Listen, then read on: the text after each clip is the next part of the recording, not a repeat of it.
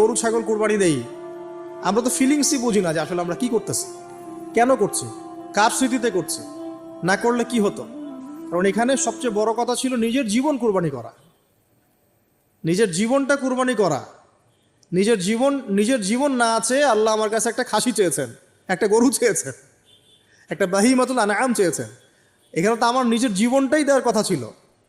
ওটা না নিয়ে আল্লাহ পাক বলেছেন যে বাহিমাতুল আনআম একটা দিলেই হবে। তোমার কাছে ওটার গোশতও চাই না, চামড়াও চাই না, কিছুই চাই না, তাকওয়াটুকু চাই। তাতেই এত কথা। এটা দামই বা কত? 10-15 হাজার বা একটা গরু 50,000, 60,000, 1 লাখ টাকা। 1 লাখ টাকাকে আপনি সন্তানের মূল্য দিয়ে হিসাব করতে পারবেন?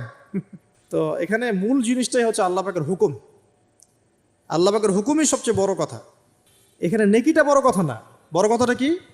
আল্লাহর হুকুম। আল্লাহ পাকের হুকুমের পিছনে কি নেকি আছে এটা আমি সংখ্যা দিয়ে কাউন্ট করতে পারবো না।